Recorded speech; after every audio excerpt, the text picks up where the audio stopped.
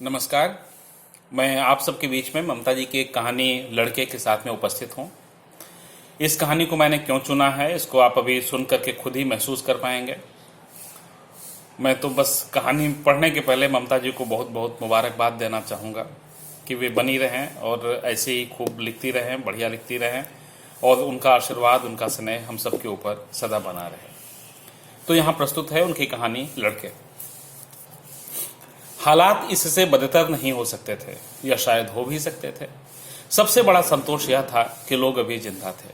लोगों में बेहिसाब जिजीविषा थी। पेट पूरा भरा हो तब तो जिंदा थे ही, पेट पूरा ना भरा होने पर भी जिंदा थे। साल दर साल वे सूखे से, बाढ़ से, बीमारियों से, भूकंप से लड़ते और जिंदा रहे आते। दिन प्रतिदिन वे महंगाई, मिलावट और मक्कारी से भिड़ते और जिंदा रहे आते। कभी कभी लोगों को गुस्सा आता, वे गालियां देने लगते, कभी सरकार को, कभी अखबार को, और आखिर में अपने भाग्य को। लीडर सुनते और लाड़ से हंस देते। उन्हें पता था ऐसी गुर्र गुर्र तो लगी ही रहती है। 5 साल बाद एक दिन जाएंगे, सारे शिकवे शिकायत दूर कर देंगे। उनके होते देश में आज़ादी ही आज़ादी थी, बल्कि 15 अगस्त और 26 जनवरी को तो आज़ादी दिखाई भी दे जाती थी, झंडियों की शक्ल में। फिर हगने, मूतने, थूकने के अलावा खांसने, खखारने और कराहने की भी खुली छूट थी। हवा पर कोई प्रतिबंध नहीं था। सांस चाहे आप तीव्र गति से लें, चाहे मंद, कोई एतराज नहीं करता था। इस पर टैक्स भी माफ था। बदलते मौसमों पर कोई आयोग नहीं बैठाया गया था।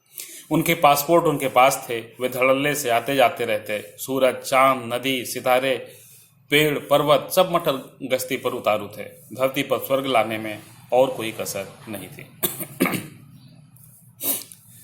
कॉलेज के अहाते से अभी भी लड़कों का एक झुंड निकला। किस्म किस्म के लड़के, फीके, मीठे, नमकीन, दुष्ट, रुष्ट और हष्ट पुष्ट। हल्की ठंड की शुरुआत के बावजूद स्वेटर केवल 2 ने पहन रखे थे, बाकी जीन्स या बेल बॉटम में थे। एक लड़के ने बेल बॉटम के साथ पारदर्शी इसकी भी पहन रखी थी। बस लड़के प्रसन्न नहीं लग रहे थे, लड़के अप्रसन्न भी नहीं लग रहे थे, लड़के उत्तेजित थे। वे जरूरी बातचीत करने कंपनी बाग जा रहे थे। कंपनी बाग शहर का सबसे बड़ा बाग था। कॉलेज के ठीक सामने सुबह अक्सर मोटे थुलथुल लोगों को इसकी चारदीवारी के आसपास चहलकदमी करते या भागते देखा जा सकता था। वे हाँफते, भागते, थमकर फिर भागने लगते, जब तक कि डॉक्टर की ताकीद का अमल नहीं हो जाता। दोपहर में कंपनी बाग लड़कों से भर जाता। इनमें अधिकतर कॉलेज या यूनिवर्सिटी से पीरियड गोल करने के आदि छात्र होते या संगीन कार्रवाई करने को उद्यत जोड़े।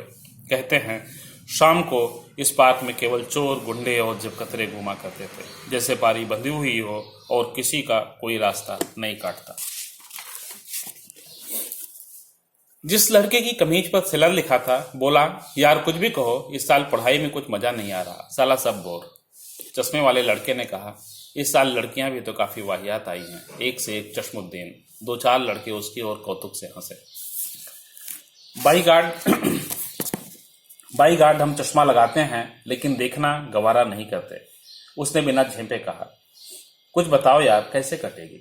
एक ने लंबी सांस छोड़ी। एक और लड़का, जिसकी आंखें चकमक पत्थर की तरह चमक रही थीं, बोला, बड़े हनुमान जी पर झांझ खड़ताल बजाकर ही कटेगी। और कैसी कटेगी?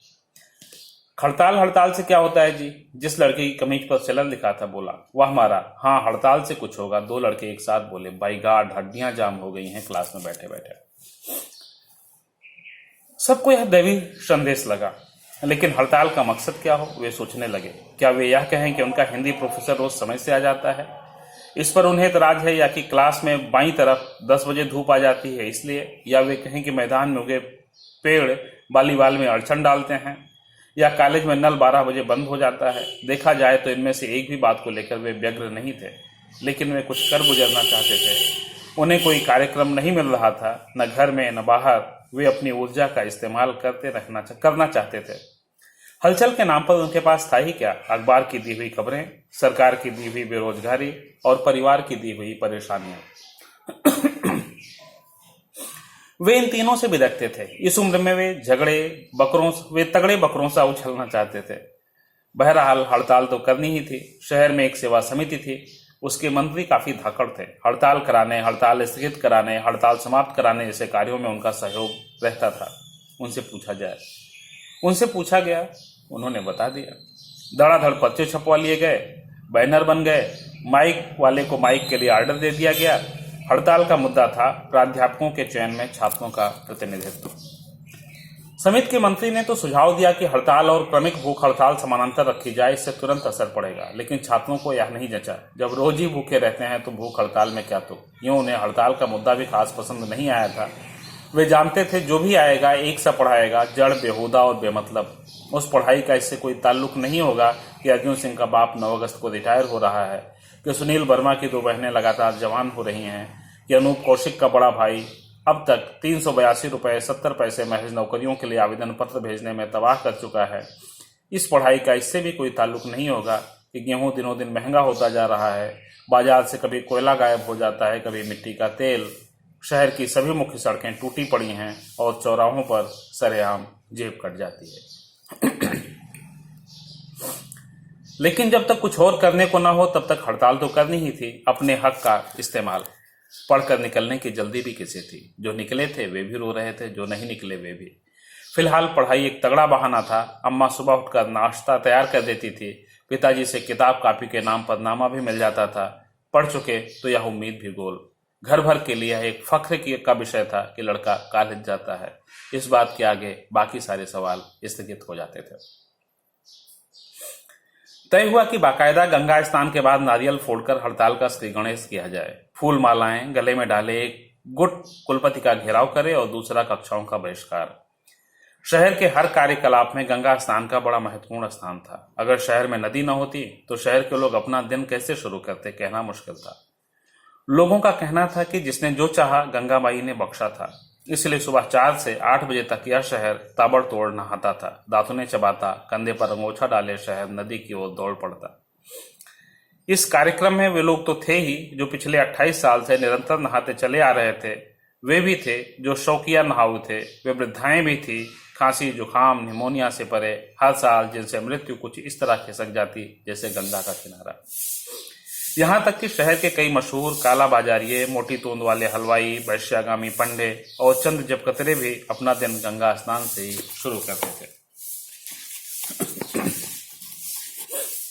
लड़के यूं तो नहाने के खास शौकीन नहीं थे। कईयों को देखकर लगता था कि इस दैनिक कर्म में उनकी कोई आस्था नहीं है, लेकिन वे भी गंगा की महिमा बचपन से ही सुनते चले आ रहे थे। फिर हड़ताल तो कायदे से होनी ही चाहिए।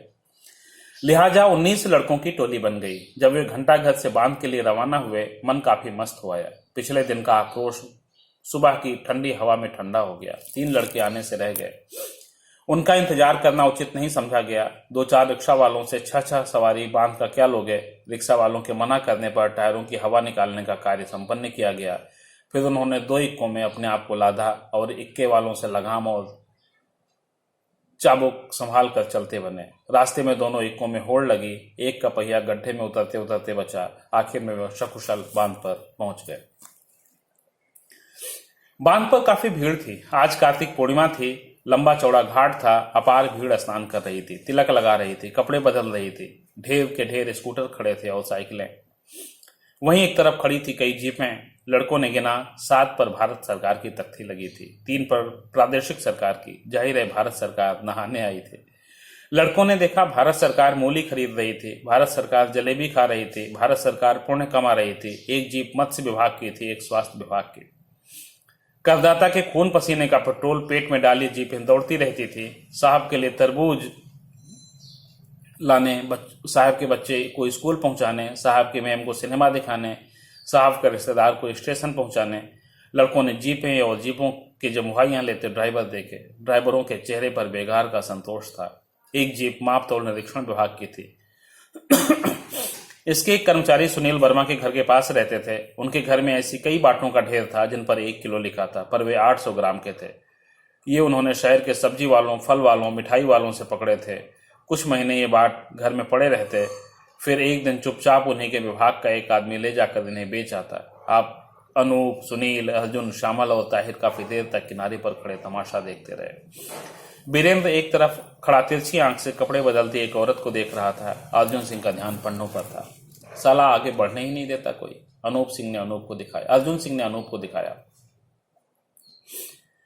देख लेना, शाम तक यह 100 रुपए कमा लेगा। हमसे तो यही अच्छा है। हो सकता है 2 जमात भी ना पढ़ा हो, पर अच्छे अच्छे पढ़े लिखों का शिकार कर रहा है। सबके सब शिकारी हैं यहाँ। कोई तराजू से शिकार करता है, कोई तिलक चंदन से, कोई मीटर से, कोई लीटर से, ताहिर बोला।